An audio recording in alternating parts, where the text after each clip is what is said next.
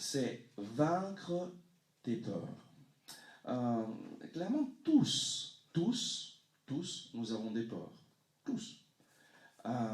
Et avoir des peurs, c'est pas un problème, c'est normal.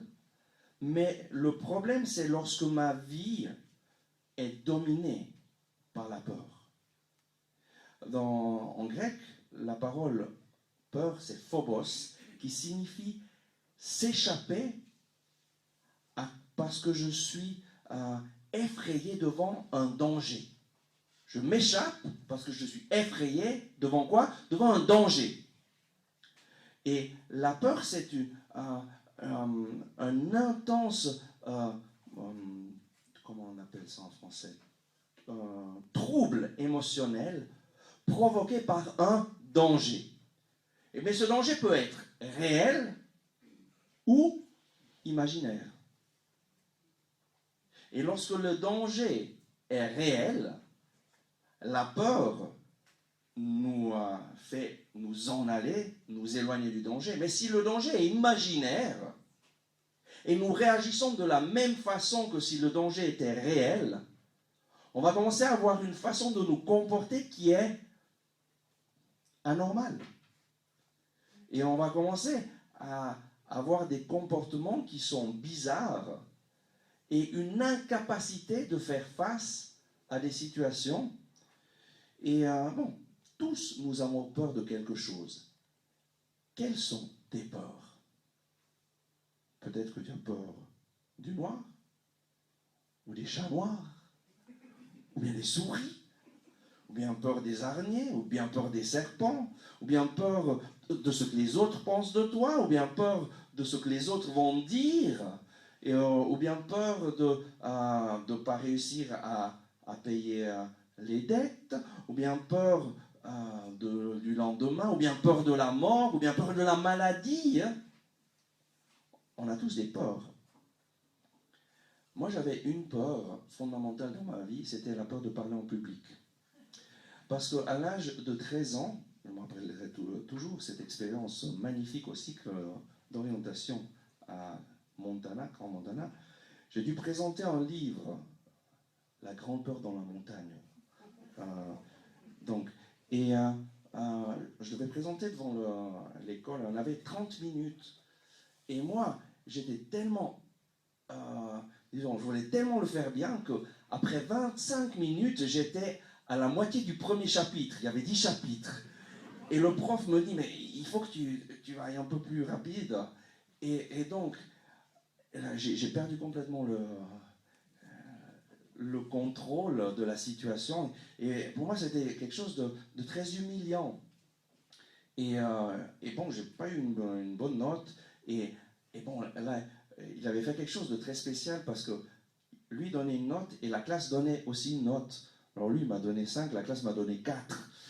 Et alors, c'est quelque chose qui m'a tellement blessé. Et la fois suivante que j'ai dû aller faire une poésie devant les gens, j'ai commencé à me sentir tout trembler, le cœur qui battait et les jambes qui tremblaient. Et j'ai complètement perdu les pédales. Et chaque fois que je devais parler devant la classe, c'était fini. Et donc j'avais une phobie, pourvu qu'on ne me demande pas de parler en public. Pourvu qu'on ne me demande pas de parler devant la classe, de me lever, parce que je perdais les pédales complètement. Et j'arrivais pas à me dominer. Pour moi, c'était quelque chose de plus fort que moi. Et ça m'a accompagné ça jusqu'au Poly à Zurich. Et au Poly à Zurich, je me rappelle des expériences où j'ai dû parler devant toute la classe. Oh, c'était terrible, terrible. Je parlais comme ça. Donc, j'arrivais pas à faire une phrase correcte. Et donc, j'ai pris cette habitude qu'il fallait absolument pas que je doive parler en public. Mais lorsque j'ai rencontré Jésus, ma vie a changé. J'ai commencé à avoir un désir de parler de lui. Et bon, j'ai commencé à donner mon témoignage devant des petits groupes. Et je me rappellerai toujours, j'étais aux Philippines.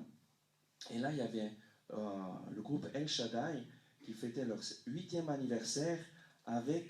il y avait beaucoup de personnes. Il y avait 100 000 personnes.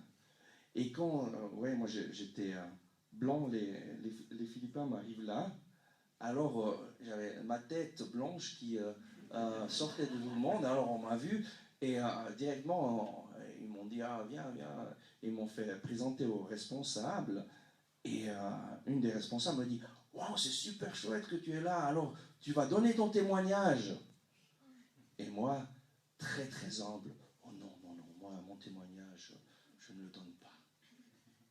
Parce que je me sentais très humble et je ne voulais pas m'enorgueillir de parler devant 100 000 personnes, quand même pas. Hein.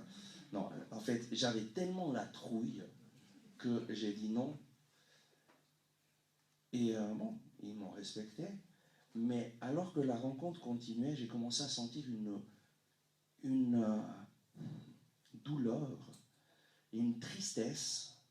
Parce que je me rendais compte que j'avais refusé de faire ce que Dieu voulait. J'avais refusé de rendre gloire à Dieu pour ce que lui avait fait pour moi, et que lui m'avait amené là pour me donner une opportunité exceptionnelle, et moi, je lui avais dit non. Et cette tristesse, je me sentais triste, triste, triste.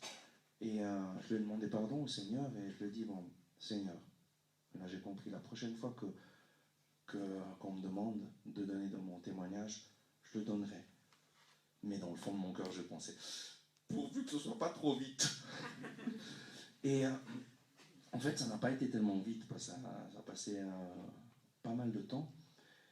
Et je me rappelle, c'était en 1994, j'étais à Rome pour l'école d'évangélisation de... moi, j'avais été à l'école d'évangélisation avec le Père Tardif. C'était organisé par notre communauté, la communauté à Jean-Baptiste. Et à un certain moment, on avait un cours sur l'évangélisation et on allait porte à porte et on annonçait la bonne nouvelle. On invitait les gens à la messe pour le soir. Et quand je suis arrivé le soir, on m'a dit, Olivier, aujourd'hui tu donnes ton témoignage. Et là, toujours plein d'humilité, je me suis dit, j'allais dire non. Mais directement, le Saint-Esprit m'a donné un coup de poing spirituel. Je dois dire oui. Et j'ai dit oui. Oui, je vais le faire. Mais ensuite, je me disais, mais comment je vais faire? Mais si je commence à bégayer devant tous ces gens, il y avait plus de personnes qu'ici. Donc, il y avait sur les 300, 400 personnes. Et si je commence à bégayer, et donc je sentais que cette angoisse venir, je ne sais pas si vous avez déjà fait cette expérience de sentir ton cœur qui bat, et là je dis, mais Seigneur, si toi tu me demandes de donner mon témoignage, je m'abandonne entre tes mains, et tu viens avec moi, Saint-Esprit, et on va le faire ensemble. Et si je bégaye, gloire à Dieu. Si je ne bégaye pas, gloire à Dieu. Moi, je décide de faire ta volonté. Et lorsqu'ils m'ont appelé, je montais, j'ai commencé à parler, et je voyais les gens touchés. Et pour moi, parler, ça devenait tellement simple. Et là, le Seigneur a commencé une guérison. Et une guérison qui a, maintenant, pour moi, parler à 10 000 personnes, c'est une joie. Pourquoi? Parce que j'annonce la vérité. J'annonce ce que Jésus a fait pour moi. Et comment vaincre la peur? C'est tout simple. Fais les choses même si tu as peur. Fais ce que tu sais que tu dois faire même si tu as peur. Malgré ta peur. Fais les choses malgré ta peur. Affronte les choses malgré ta peur. En disant, Seigneur, toi tu es avec moi. Et si tu me demandes de faire ça, tu me donneras la force de le faire. Et je le fais au nom de Jésus. Et être courageux, ça ne signifie pas ne pas avoir peur. Parce que tous, on a des peurs. Et ça serait pas normal de ne pas avoir peur. Parce que la peur, c'est une réaction devant un danger. Mais si le danger n'est pas réel, mais imaginaire, alors voilà, il y a là un problème. Et donc, être courageux, ce n'est pas ne pas avoir peur. c'est de faire les choses que Dieu te demande de faire, malgré tes torts. Amen. Dans l'évangile de... Non, ce n'est pas l'évangile, c'est la première lettre de Jean, chapitre 4, verset 18. Jean dit, « Le parfait amour bannit la crainte. » Le parfait amour bannit la crainte. Et donc, lorsque j'ai l'amour de Dieu dans mon cœur, la crainte s'en va. J'ai plus de crainte. Pourquoi? Parce que celui qui est en moi est plus grand que celui qui est dans le monde. Si on se rendait compte de ce que ça signifie, recevoir Jésus dans ma vie, et la puissance de Dieu qui entre en moi, tu n'aurais plus peur de rien d'autre. Et c'est pour ça qu'on a prié, ouvre mes yeux Seigneur, ouvre les yeux de mon cœur, je veux te voir. Parce qu'on a besoin de faire l'expérience de sa présence vivante avec nous, d'avoir cette certitude, toi tu es avec moi, le Seigneur est ma lumière et mon salut. Devant qui tremblerai-je? Le Seigneur est ma défense. De qui aurais-je peur? Il y a dans le livre de la Genèse, au début de la Genèse, on parle de Adam et Ève qui vivaient une vie de communion avec Dieu dans le paradis terrestre. Et c'était merveilleux. Et tous les jours, ils marchaient ensemble avec Dieu à la brise du vent. Et Dieu venait tous les jours leur demander ce qu'ils avaient fait durant le jour. Et Adam lui disait, oh, moi j'ai découvert un animal extraordinaire. Il y avait une grande truc là, moi je l'ai appelé éléphant. Et moi j'ai trouvé un animal avec un cou énorme. Et on l'a appelé girafe. Et Dieu se réjouissait. Et Adam et Ève se réjouissaient. Mais un jour, lorsque Dieu s'est approché, Adam et Ève se sont cachés. Et Dieu demande à Adam, mais où es-tu? Et Adam lui dit, j'ai entendu tes pas dans le jardin et j'ai eu peur et je me suis caché. Oh, j'ai eu peur? Mais peur de quoi? Dieu, c'est un danger. Dieu veut faire du mal à Adam. Pourquoi est-ce qu'il se cache? Parce qu'il a brisé la communion avec Dieu. Parce que Dieu lui avait dit, il y a une chose. Toi, tu peux tout faire. Il y a une chose que tu ne peux pas faire. Tu ne peux pas te mettre à ma place. Tu ne peux pas décider toi-même ce qui est bon et ce qui est mal. Et si tu le fais, tu mourras. Et le diable nous tente. Et lui, il nous présente le mal comme si c'était quelque chose d'extraordinaire, qu'on aurait vraiment des avantages super de faire ce qui est mal. Et lorsque tu le fais, ensuite, le diable vient et t'accuse et te dit, maintenant, tu es fichu. Parce que Dieu, maintenant, va te punir. Et ce qu'on ne se rend pas compte, c'est qu'on est toujours sous l'influence de la tentation de l'ennemi, qui nous présente une image de Dieu complètement faussée. Et Dieu ne venait pas pour punir Adam, il venait pour lui demander, qu'est-ce que tu as fait? Reconnais que tu as fait une erreur et reviens à moi. Mais la conséquence du péché, c'est la peur de Dieu. J'ai peur de Dieu. Pourquoi? Parce que je commence à croire que Dieu m'en veut, que Dieu me punira, que Dieu est un danger. Et qui m'a dit que Dieu est un danger? C'est le diable. Quand Ève lui répond, ah non, c'est pas vrai, on peut manger de tous les arbres, et seulement un qu'on ne peut pas manger. Parce que si on mange ça, on va mourir. Qu'est-ce que le diable lui dit? C'est pas vrai, Dieu t'a menti. Et lui, il sait que si toi tu fais ça, tu seras comme lui. Dieu est un menteur, Dieu ne t'aime pas, Dieu veut empêcher que tu sois libre. Libère-toi de Dieu. Et malheureusement, chacun d'entre nous, on tombe sous ce mensonge. Et on essaye de nous libérer de Dieu, mais la conséquence, c'est la peur. Et la peur, c'est une conséquence du péché. Est-ce que dans ta vie, il y a eu des fois où tu savais que tu devais faire quelque chose, mais tu ne l'as pas faite parce que tu avais peur? Parce que tu avais peur de ce que les autres diraient? Parce que tu avais peur, simplement de peur, et tu ne savais pas pourquoi? Moi, j'ai une bonne nouvelle. Dieu veut que tu sois libre. Amen? Amen. Dis-le à la personne à tes côtés. Dieu veut que tu sois libre. Et Dieu veut que tu sois libre de quoi? Il veut que tu sois libre de l'esclavage de la peur. Dieu veut que tu sois libre de l'esclavage de la peur. Parce que la peur, c'est un esclavage. Je suis esclave et j'agis comme un esclave. Comme un esclave de cette peur qui m'empêche de faire même ce que je sais que je devrais faire. Et comment je sais que Dieu veut que tu sois libre? On va prendre l'évangile de Luc, chapitre 1, versets 68, 69 et 74 et 75. Ouvrez vos Bibles. Ah, vous n'avez pas pris la Bible? Ah bon, pourquoi? Est-ce que tu ne sais pas que Dieu veut te parler personnellement et que lui, sa façon de nous parler, c'est à travers de ce petit livre, mais qui est un livre exceptionnel.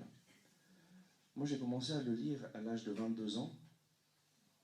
Et j'ai commencé à le lire parce qu'un musulman, avec une Bible, a essayé de me convertir à l'islam. Et je n'arrivais pas à lui répondre. Parce que comme un bon catholique, moi, j'avais une Bible. Mais je ne savais même pas où elle était. Et j'ai eu tellement honte de ne pas pouvoir lui répondre que je suis rentré dans ma chambre et il m'a fallu 5 minutes pour la trouver. 5 minutes. Je savais qu'il y avait au fond d'un tiroir une Bible. Et j'ai commencé à lire la Bible. Et lorsque tu commences à lire la Bible et à demander au Seigneur de te parler, ta vie change. Et depuis ce jour-là, c'était au mois de novembre 1990, il n'y a pas un jour de ma vie où je ne lis pas la Bible. Et pourquoi? Parce que Dieu te parle à travers la Bible. Est-ce que tu veux entendre la voix de Dieu? Ou bien tu veux entendre seulement la voix du monde? Sachant que le diable aussi te parle à travers le monde. Si tu veux que Dieu te parle, il n'y a pas deux façons, il y a seulement une. L'homme ne vit pas seulement de pain, mais de toute parole qui sort de la bouche de l'Éternel. Je ne peux pas vivre seulement de pain, mais j'ai une faim spirituelle. Et seulement la parole de Dieu me remplit. Et pour ça, c'est important que les catholiques reviennent à la parole de Dieu et que tu prennes la parole de Dieu quand tu vas écouter une conférence. Et surtout si c'est moi qui la donne, ça sera sur la parole de Dieu. Dans la prochaine fois, je vais demander à tout le monde, où est-ce que tu as mis ta Bible? Cette fois, je vous pardonne. Donc, vous ne pouvez pas savoir, mais bon. Alors, ça c'est le Benedictus. Zacharie, rempli du Saint-Esprit. Est-ce que vous pouvez dire rempli du Saint-Esprit? Rempli du Saint-Esprit. Donc ça veut dire qu'il dit quelque chose d'exceptionnel, que le Saint-Esprit lui fait proclamer. Béni soit le Seigneur, le Dieu d'Israël, de ce qu'il a visité et délivré son peuple. Il nous a suscité une puissance de salut dans la maison de David, son serviteur. Ensuite, verset 13. Ainsi fait-il miséricorde à nos pères. Ainsi se souvient-il de son alliance sainte, du serment qu'il a juré à Abraham, notre père, de nous accorder que, sans peur, répétez ça, sans peur, délivrés de la main de nos ennemis, nous le servions en sainteté et justice. Dieu, en envoyant Jésus-Christ sur cette terre, il est venu pour nous libérer, pour que, sans peur, délivrés de la main de l'ennemi, délivrés de l'esclavage de la peur, nous pouvons le servir dans la paix et la joie. Et c'est possible de vivre libre de l'esclavage de la peur et de servir Dieu. Et moi, je suis un témoin parce que je ne pouvais pas parler devant les gens. Moi, devant une assemblée comme ça, c'était impossible, impossible. Mais le Seigneur m'a libéré complètement. Et même maintenant, ça me donne une joie, un enthousiasme de pouvoir parler. Et Mais je me rappelle une fois, j'ai quand même eu un peu de peur. La première fois que j'étais à la télévision à Los Angeles, je vais sur une télévision qui donne sur tout, ça s'appelle El Sembrador, et ça donne sur toute l'Amérique latine. Ils ont plus ou moins 50 millions de gens qui le voient. Et donc là, je me suis dit, et si je dis quelque chose mais bon, je me dis, mais Seigneur, je ne viens pas pour mon propre intérêt, je viens pour annoncer ta parole. Et donc, sans peur, on va et annonce la parole. Et le Seigneur m'a donné vraiment la joie de proclamer la parole de Dieu devant des multitudes, devant des petites assemblées, sans peur et sans crainte. Il m'a libéré. Et je peux vous dire, moi, au poly, quand je faisais les examens, je prenais des calmants, parce que j'avais tellement peur. Et maintenant, j'ai plus besoin de calmant. Jésus a mon calmant.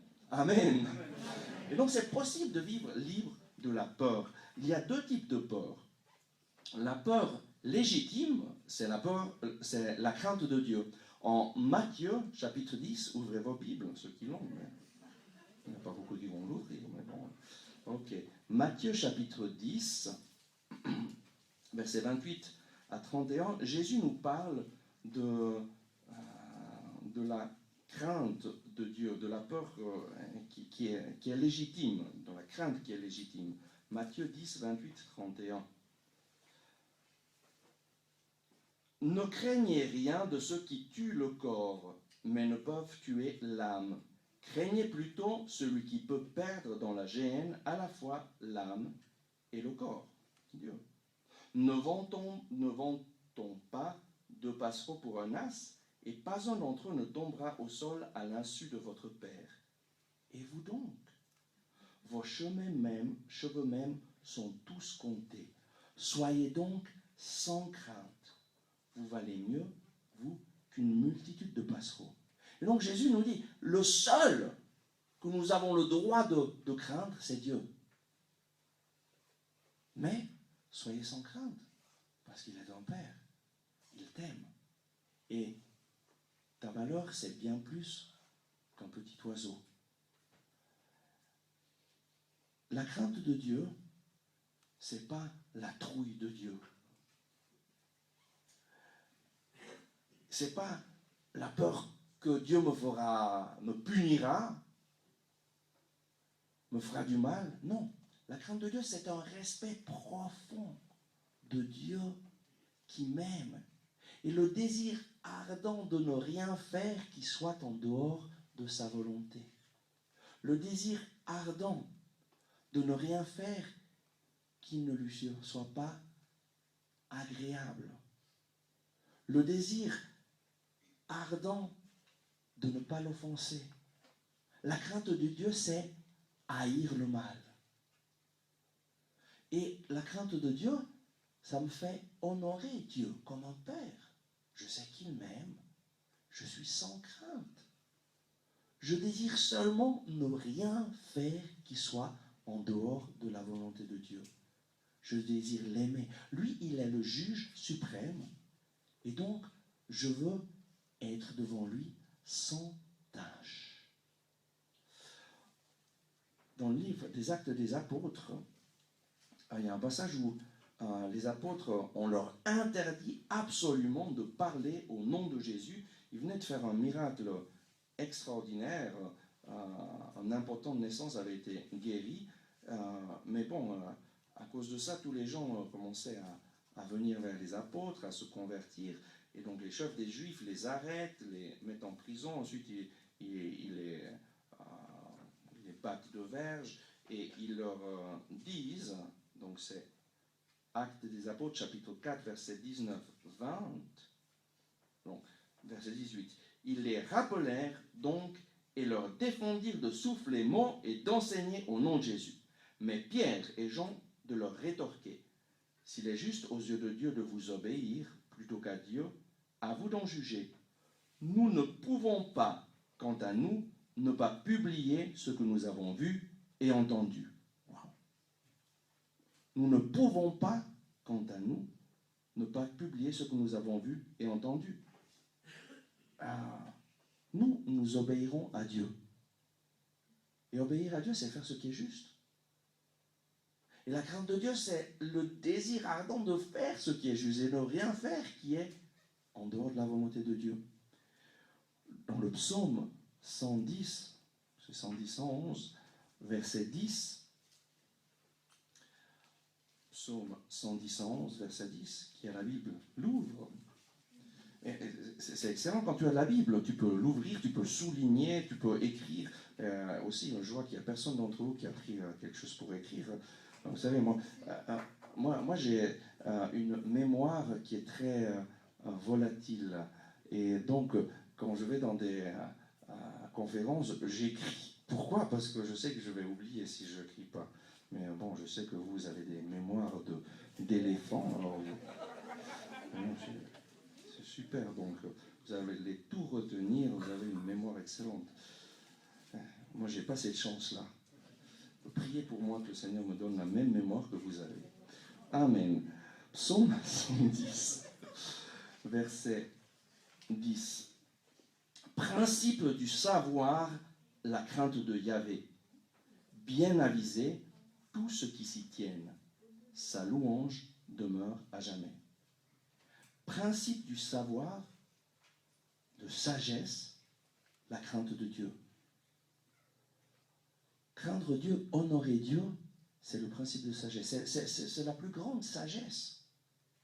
Et si tu arrives à comprendre ça, tu as déjà tout compris. Parce que Dieu t'aime. Lorsqu'il t'a créé par amour et il t'a fait unique. Il n'y a personne comme toi sur cette terre. Tu te rends compte de ça? Lorsqu'il t'a créé unique parce qu'il a un plan d'amour unique pour ta vie.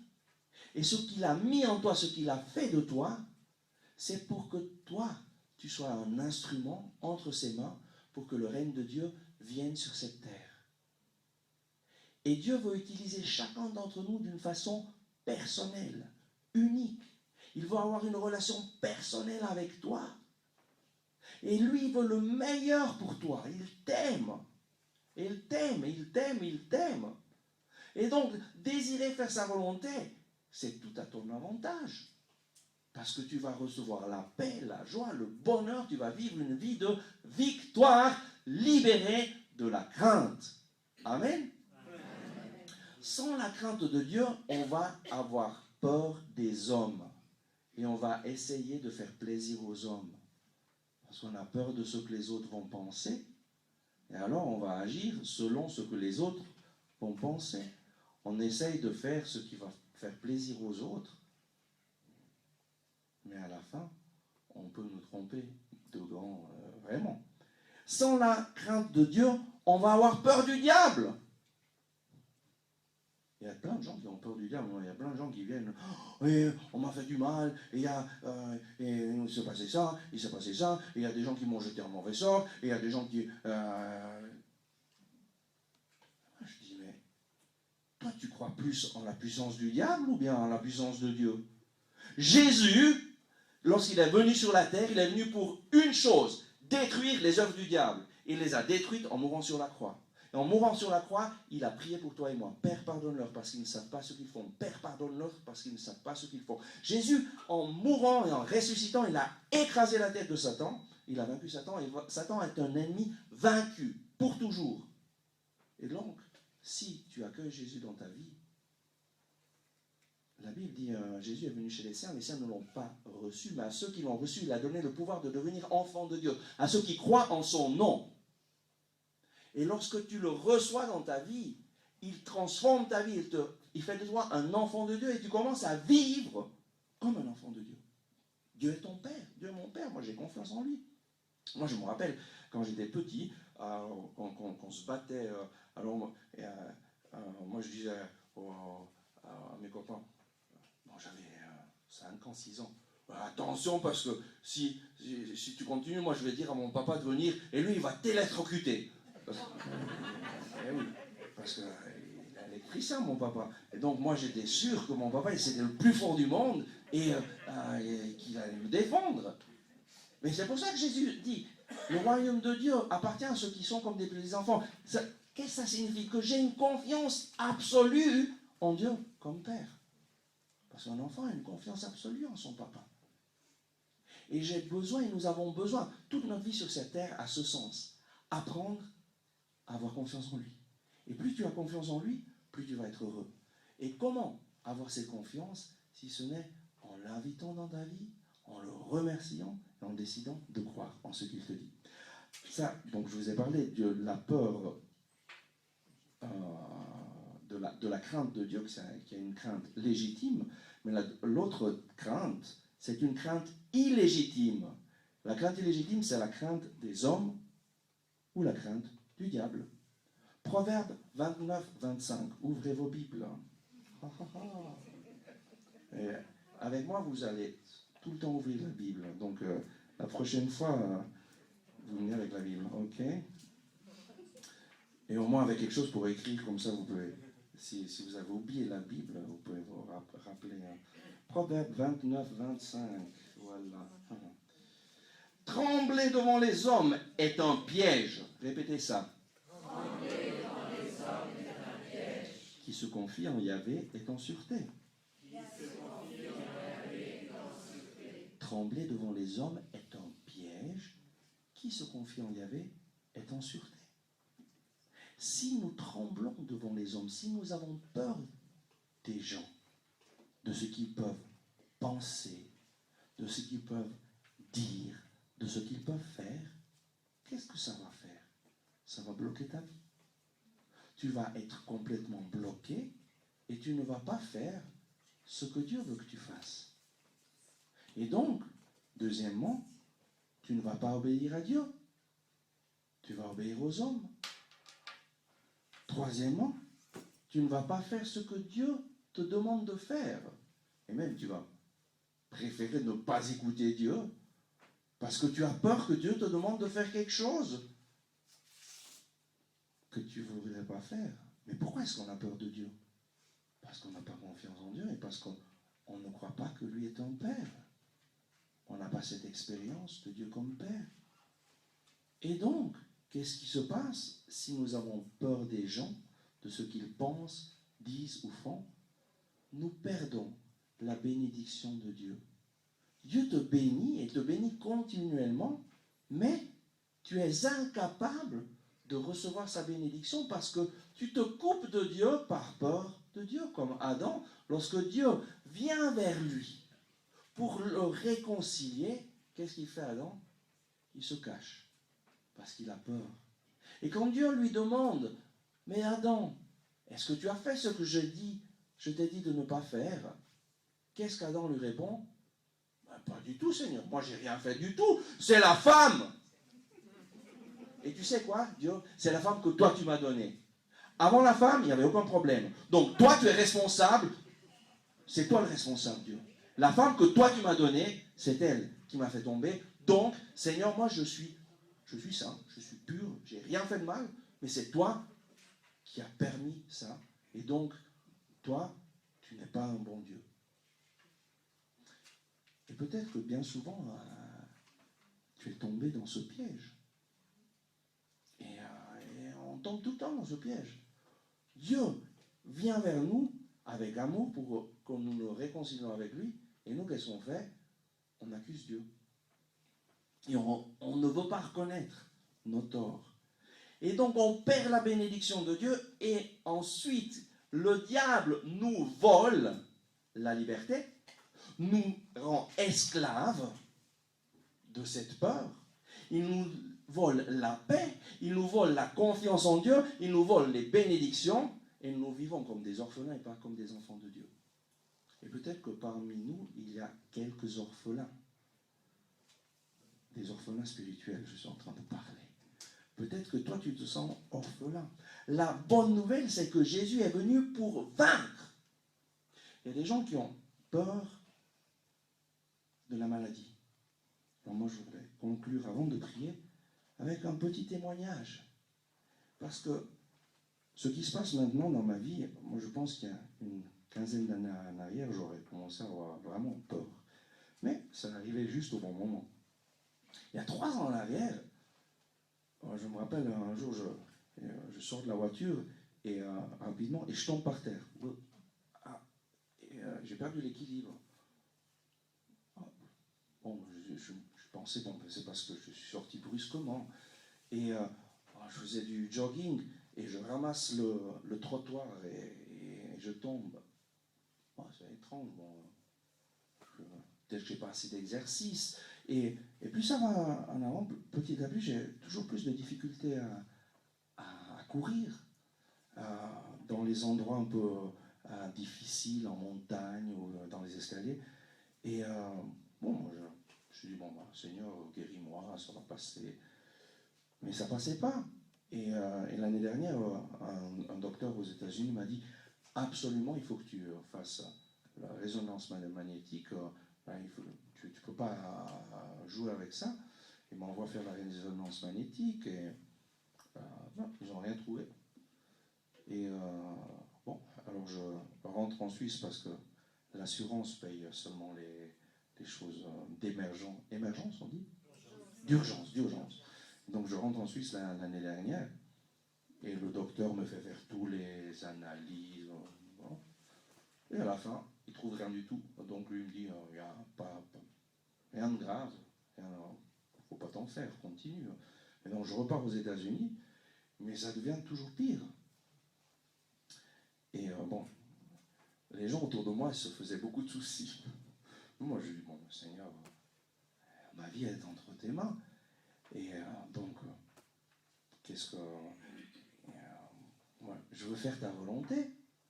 Donc, si tu veux me guérir, tu me guéris. Si tu ne veux pas me guérir maintenant, tu me guériras plus tard. Et pratiquement, l'année prochaine, on avait un projet d'évangélisation. Je devais voyager beaucoup au Mexique et aux États-Unis. Mais bon, au mois de juillet, la communauté a décidé de me faire rentrer en Suisse pour voir ce que j'ai. Et je suis venu depuis le mois de juillet jusqu'à maintenant, j'ai fait toutes les analyses possibles, imaginables. Rien. Mais les symptômes sont là. Et comment est-ce que je le vis? Moi, je remercie le Seigneur. Pourquoi? Parce que je sais que le Seigneur fait tout concourir au bien de ceux qui aiment Dieu. Et si je n'avais pas ça, je ne serais pas ici et vous ne seriez pas ici ce soir. Et donc, depuis que je suis en Suisse, j'ai vu des centaines de personnes touchées, transformées. Et donc, le Seigneur, il sait bien ce qu'il fait, le Seigneur. Ensuite, là, ma grande surprise, là, ma communauté a dit, bon, ben, vu que tu dois aller chez le docteur, alors tu reviens en Europe, tu vas dans notre communauté la plus proche de la Suisse, c'est à Biel. Donc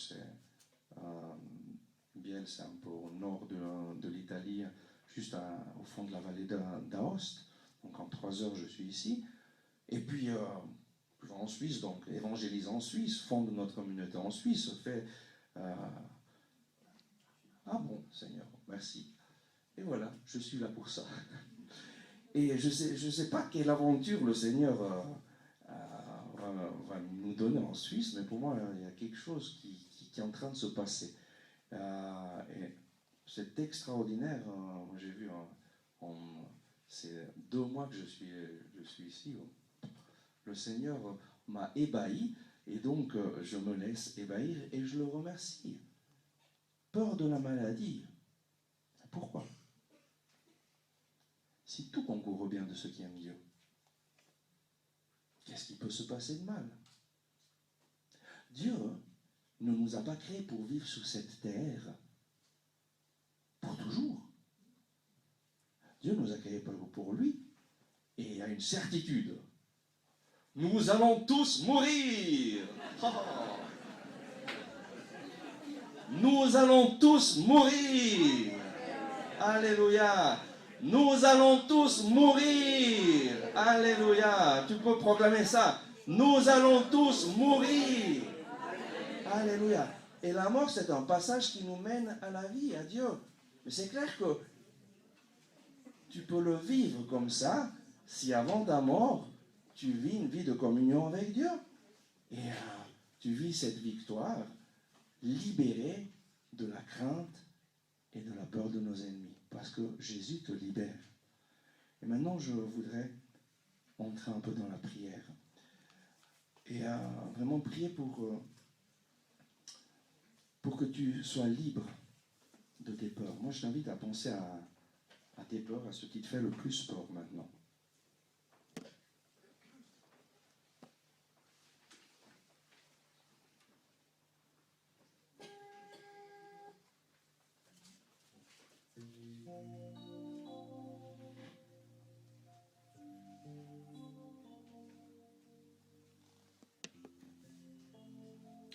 Dans la lettre aux Philippiens, chapitre 2, versets 6 à 11, c'est Philippiens, chapitre 2, versets 6 à 11. Saint Paul nous parle de ce que Jésus a fait, de ce que Jésus a fait pour toi et moi.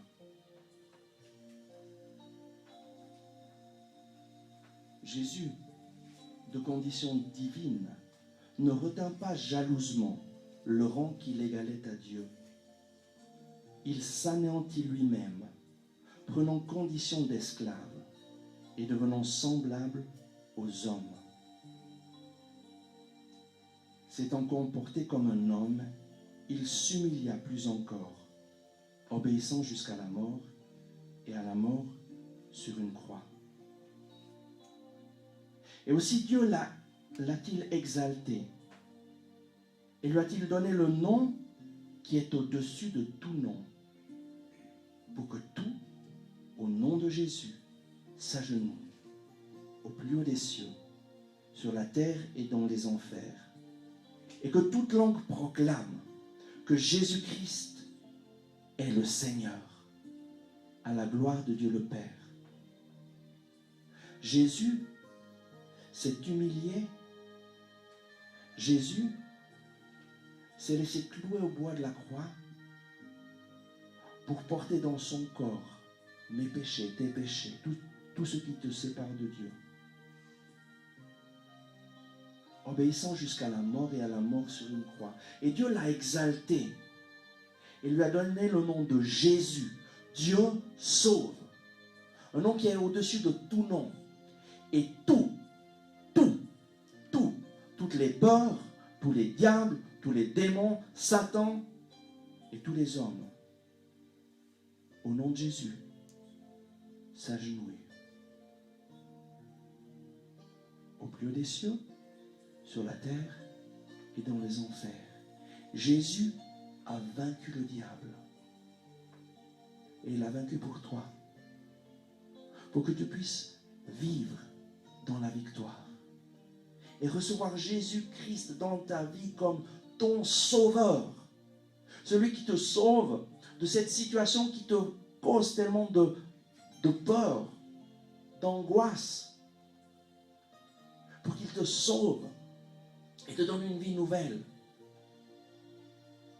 Et aujourd'hui, Jésus est ici, il frappe à la porte de ton cœur et il te dit, moi je veux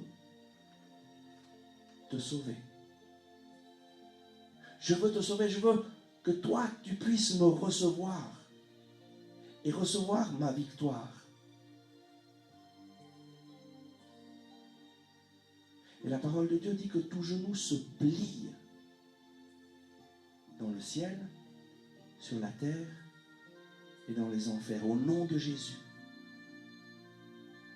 Et aujourd'hui, toi, tu peux décider. De décider d'accueillir Jésus dans ta vie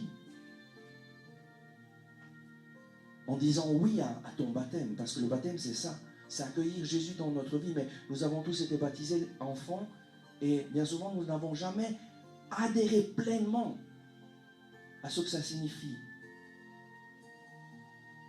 M'agenouiller devant Jésus, ça signifie je renonce à Satan, je renonce au mal, je renonce à mon péché, je me repens pour tout ce que j'ai fait de mal et je donne ma vie à Jésus-Christ. Parce que toi, Jésus, en mourant sur la croix, tu m'as sauvé. Tu as payé le prix de mes péchés.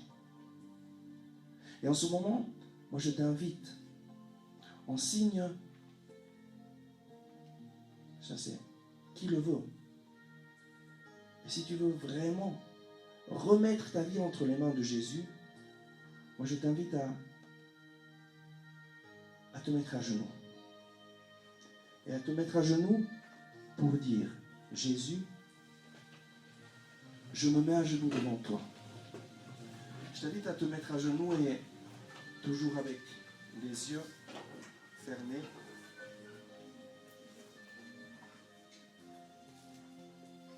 Ouvre tes mains et dis-lui avec moi. Seigneur Jésus, je m'agenouille devant toi. Et je reconnais que tu es mon sauveur. C'est toi qui as payé le prix de mes péchés. Tu es mort sur la croix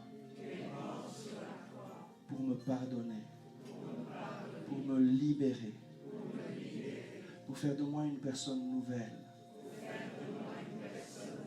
Tu es venu pour me libérer de Satan.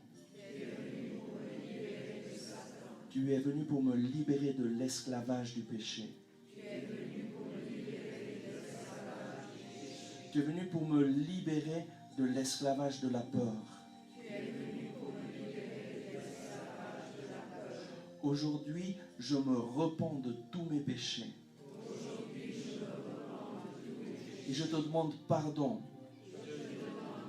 pour chaque fois que je t'ai laissé en dehors de mes décisions. Je te demande pardon pour chaque fois que j'ai organisé ma vie sans toi. Je décide de changer. Et je t'invite, Seigneur Jésus,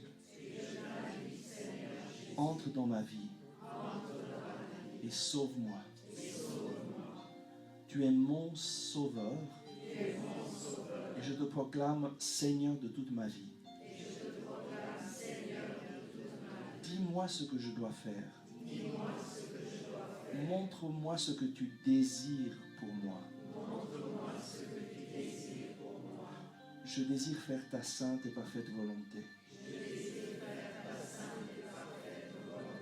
Je t'invite là où je t'avais exclu de ma vie. Dans ces parties de ma vie où je ne voulais pas me soumettre à toi. Aujourd'hui, je me soumets à toi, Seigneur.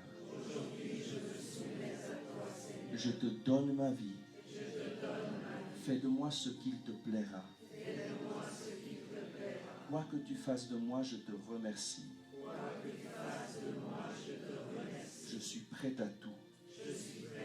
J'accepte tout. Pourvu que ta volonté se fasse en moi.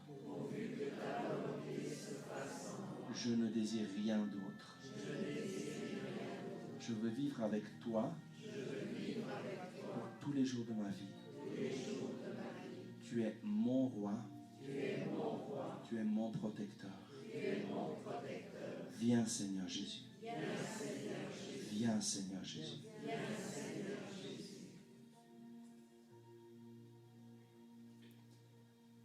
Et écoute ce que lui te dit, parce qu'il parle à ton cœur aujourd'hui.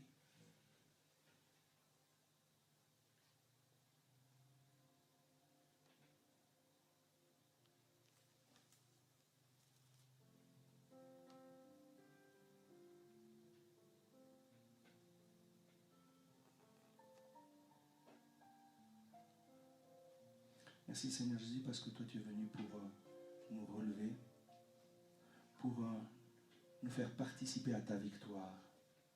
Et aujourd'hui en entrant dans nos vies, tu nous transformes et tu nous donnes ta puissance pour que nous puissions vivre dans ta victoire. Et nous voulons nous lever et marcher dans ta victoire. En ce moment, je t'invite à te lever.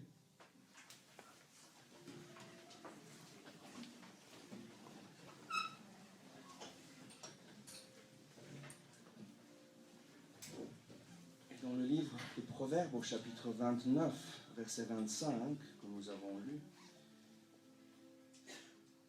il est écrit « Trembler devant les hommes est un piège qui se confie en Yahvé est en sûreté. Et aujourd'hui, nous voulons renoncer à la peur des hommes. Nous voulons renoncer à trembler devant les hommes, parce que c'est un piège. Et nous voulons nous confier dans le Seigneur pour être en sécurité. Et je t'invite en ce moment à penser aux situations qui te faisaient le plus peur, et tu avais peur de ce que les autres te diraient. Tu avais peur du regard des autres, ou bien peur du jugement des autres, ou peur... et par peur, tu n'as pas fait ce que tu aurais dû faire. Il est temps maintenant de renoncer à la peur des hommes, de renoncer à la peur des autres. Tu peux dire avec moi, au nom de Jésus, je me repens parce que j'ai eu peur des autres. Et je n'ai pas fait ce que je devais faire. En ce moment, Seigneur, je renonce à la peur des autres. Je renonce à la peur de ce que les autres diront. Je renonce à la peur de ce que les autres peuvent penser de moi. Et je mets ma confiance en toi. Seigneur Jésus, tu es mon protecteur. Parle-moi. Dis-moi ce que je dois faire. Et je vais t'obéir. Et je suis en paix. Parce que tu es avec moi. Et maintenant, on va faire un troisième pas dans la lettre aux Colossiens, chapitre 2, versets 13 à 15.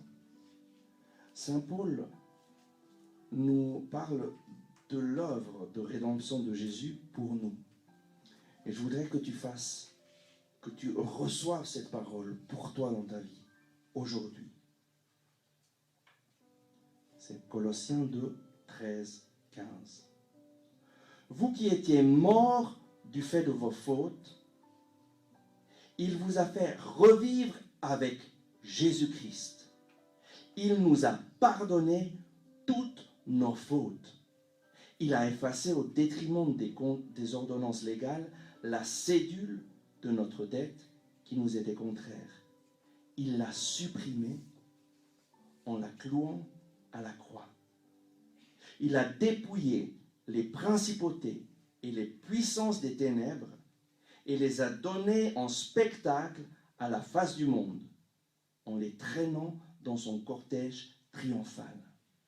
Lorsque Jésus est mort sur la croix, il a détruit le pouvoir du diable. Il a détruit le pouvoir que le diable avait sur nous à cause de notre péché. Il a dépouillé les principautés, les puissances des ténèbres et les a données en spectacle à la face du monde. Jésus a écrasé la tête de l'ennemi. Et le diable a été vaincu sur la croix. Et aujourd'hui, tu peux t'unir à Jésus qui est mort sur la croix pour recevoir sa victoire, pour recevoir ce que Saint Paul nous dit, nous qui étions morts du fait de nos fautes, il nous a fait revivre avec lui. Alors tu peux proclamer avec moi, j'étais mort du fait de mes fautes, et Jésus m'a fait revivre avec lui. Il m'a pardonné toutes mes fautes. Il a effacé la cédule de mes dettes. Il l'a supprimée en la clouant à la croix. Seigneur Jésus, tu as dépouillé les principautés et les puissances des ténèbres. Tu as enlevé tout pouvoir à Satan. Tu as vaincu le diable. Et en ce moment, je renonce à Satan. Je renonce à la peur de Satan. Je renonce à la peur du diable. Et je décide de suivre Jésus-Christ pour tous les jours de ma vie. Je reçois la paix.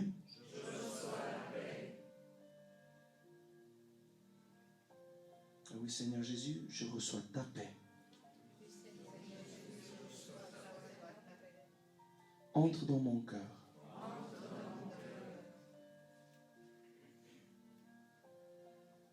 Et remplis-moi de ta paix.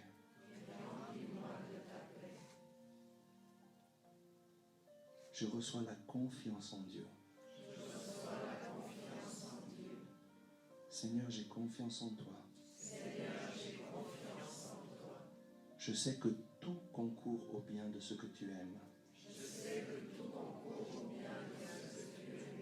Je reçois ta bénédiction. Et en ce moment, le Père te regarde du haut des cieux. Il est en train de te bénir. Il est en train d'étendre ses mains sur toi pour te donner sa bénédiction. La même bénédiction qu'il a donnée à Jésus au moment de son baptême. Et il te dit, tu es mon fils bien-aimé. En toi j'ai mis tout mon amour. Tu es ma fille bien-aimée. En toi j'ai mis tout mon amour. Tu es mon enfant bien-aimé. En toi j'ai mis tout mon amour. Je te bénis. Je te bénis avec la paix. Je te bénis avec la confiance. Je te bénis avec la joie. Reçois la joie du ciel. Reçois la paix qui vient du ciel.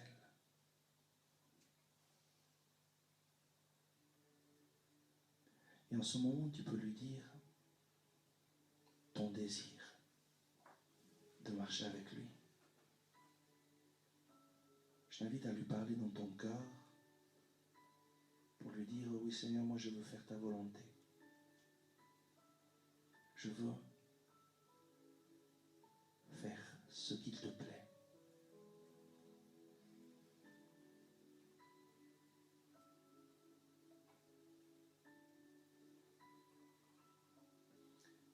Et je t'invite à répéter après moi cette prière de Charles de Foucault, cette prière d'abandon entre les mains du Père. Mon Père, je m'abandonne à toi. Fais de moi ce qu'il te plaira. Quoi que tu fasses de moi, je te remercie. Je suis prête à tout. J'accepte tout. Pourvu que ta volonté se fasse en moi. Et en toutes tes créatures. Je ne désire rien d'autre. Je remets mon âme entre tes mains. Je te la donne, mon Père, avec tout l'amour de mon cœur. Parce que ce m'est un besoin d'amour. De me remettre entre tes mains sans mesure. Avec une infinie confiance. Parce que tu es mon Père.